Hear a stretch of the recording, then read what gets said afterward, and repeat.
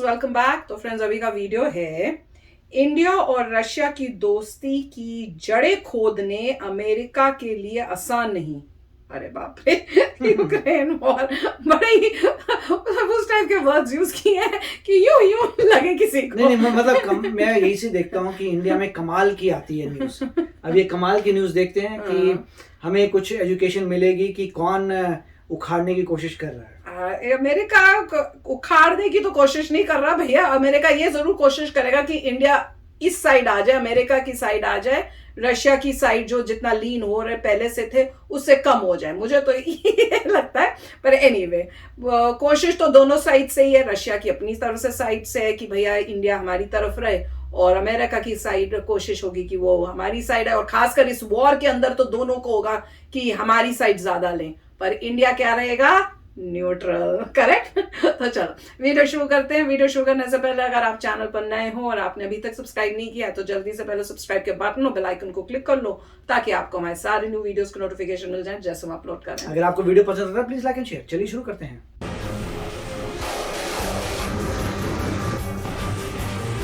Ukraine में जारी युद्ध के बीच रूस को इंटरनेशनल बिरादरी से अलग थलग करने के लिए अमेरिका पूरी ताकत के साथ जुटा है। इस जंग के हालात इतनी तेजी से बदल रहे हैं कि एक हफ्ते पहले तक रूस के साथ भारत के खास रिश्तों की अहमियत को समझने की बात करने वाली जो बाइडेन की सरकार अब भारत और रूस की दोस्ती में दरार डालने के लिए हर वो पैंतरा आजमा रही है जिसकी उसे जरूरत है।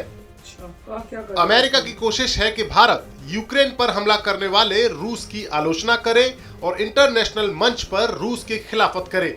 सवाल यह है कि क्या मोदी सरकार रूस के साथ कई दशकों की दोस्ती तोड़ देगी, और क्या भारत एक ऐसे देश का साथ छोड़ देगा जिसने मुश्किल वक्त में भारत की कई बार मदद की है, तो सच है। और इस वक्त उसे भारत की मदद की दरकार है। फिलहाल तो मोदी सरकार ऐसा करती नजर नहीं आ रही है, और उसकी वजह भी बहुत ठोस है। अब हम आपको बताते हैं कि कैसी है भारत और रूस की दोस्ती और कितनी गहरी हैं इसकी जड़ें, जिन्हें खोदना अमेरिका के लिए मुश्किल है। दरअसल भारत और रूस के संबंधों की जब भी बात की जाती है तब भारत के रक्षा क्षेत्र में रूस पर निर्भरता की चर्चा की जाती है। ये बात सच है कि भारतीय सेनाओं के जखीरे में ज्यादातर हथियार रूस से ही आए हैं। पाकिस्तान और चीन जैसे दुश्मन देशों से घिरे भारत की सुरक्षा के लिए जरूरी सुखोई 30 जैसे विमान हो, विमान वाहक पोत INS विक्रमादित्य हो, या घातक S-400 एयर डिफेंस सिस्टम हो, भारत को रूस ने हर वो हथियार दिया है जिसकी जरूरत भारत को है। दिया गलत वर्ड है। लेकिन भारत और रूस की दोस्ती हथियारों की इस पार्टनरशिप से कहीं आगे की है। इतिहास के पन्नों को अगर पलट कर देखें तो रूस ने इंटरनेशनल फोरम पर तब भारत का साथ दिया है जब पूरी दुनिया भारत के खिलाफ थी। साल 1971 में पाकिस्तान पर मिली भारत की ऐतिहासिक जीत में रूस यानी उस वक्त के सोवियत संघ का बड़ा योगदान था।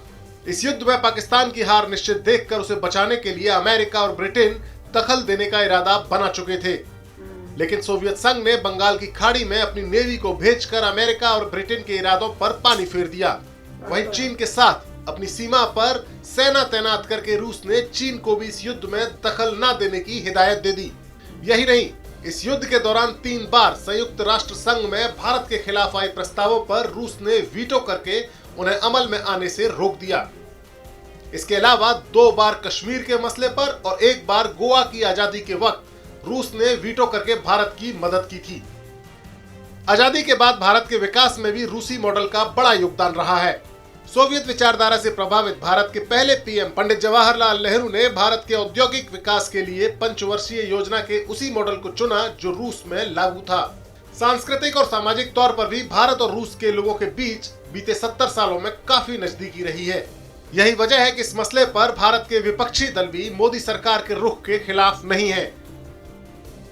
अमेरिका चाहे कितना भी दबाव बना ले, रूस के साथ भारत की दोस्ती में दरार डाल पाना बेहद मुश्किल है, क्योंकि भारतीय जनमानस में रूस की इमेज एक ऐसे दोस्त की रही है जिसने जरूरत पड़ने पर हमेशा भारत की मदद की, और दोस्त को उसकी मुसीबत के वक्त दगा देना भारतीयों की फितरत कभी नहीं रही है। हो जाते हैं ना ऐसे, और यही वजह है कि किसी भी देश की लीडरशिप के लिए उसकी आवाम की सोच के खिलाफ जाना बेहद मुश्किल काम है।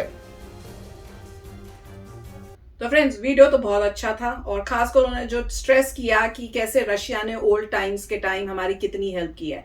अच्छा, उन्होंने जब ये बताया था ना, चीन के टाइम भी खड़े हो गए थे सामने कि वो अटैक ना करें उस टाइम जब पहले से ही इंडिया जो है बिजी है दूसरी जगह पर। तो तब मैं सोच रही थी, पर ये याद रखो कि उस टाइम चाइना किसके साथ था? चाइना और यूएसए के रिलेशनशिप्स बहुत अच्छे थे। यूएसए और पाकिस्तान के रिलेशनशिप्स बहुत अच्छे थे, वो टाइम था। और इंडिया के रिलेशनशिप्स रशिया के साथ अच्छे थे।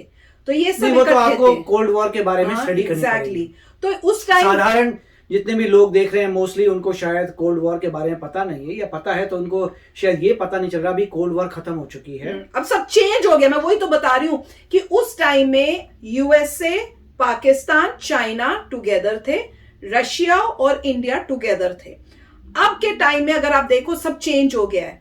अमेरिका पाकिस्तान के अगेंस्ट है, अमेरिका चाइना के अगेंस्ट है, रशिया चाइना के क्लोज आ रहा है, रशिया पाकिस्तान के क्लोज आ रहा है, और इंडिया जो है अभी रशिया के साथ भी है और अमेरिका के क्लोज आ रहा है। तो वो चेंजेस आपको देखने को मिल रहे हैं। और इस टाइम मुझे ये भी याद आ रही थी वो वीडियो जो हमने देखी है कि एक टॉक हो रही थी यहाँ पे यूएस में, जहां पे जो सेनेटर बैठे हुए हैं वो पूछ रहे हैं किसी एम्बेसडर से या किसी ऑफिशियल से कि इंडिया स्ट्रॉन्ग स्टैंड क्यों नहीं ले रहा है रशिया के अगेंस्ट, जबकि रशिया इस टाइप का काम कर रहा है। तो वो एक्सप्लेन कर रहे थे कि देखो जो इंडिया है हमें उनका भी देखना चाहिए, उनका एंगल भी समझने की कोशिश करनी चाहिए। जो इंडिया है वो इसलिए नहीं ले पा रहा है क्योंकि एक तो उनकी पहले से बहुत अच्छी रिलेशनशिप्स चल रही थी और उस रिलेशंस में कई ऐसे ओकेजन्स थे जिसमें रशिया ने उनकी हेल्प की थी।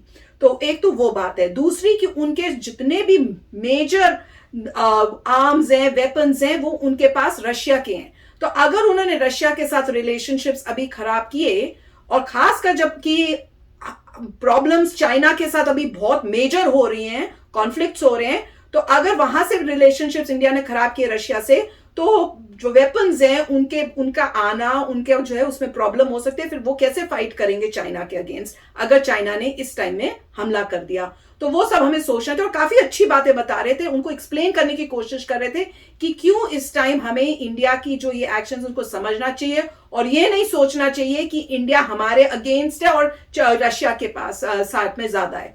रीजंस ये हैं, ये मतलब आप समझो, और धीरे धीरे हमें भी शो करना पड़ेगा कि we are being good friends to you, वो हमें भी प्रूव करना पड़ेगा। तो वो बात जब मैंने सुनी थी ना, मैंने कहा बात तो दम है कि धीरे धीरे आप जब प्रूव करोगे तभी वो होगा। और जो इंडिया की भी जो है प्रॉब्लम्स वो भी समझनी चाहिए।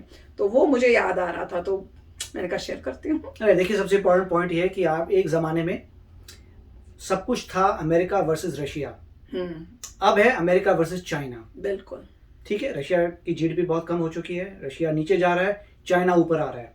तो अब वो जमाने गए।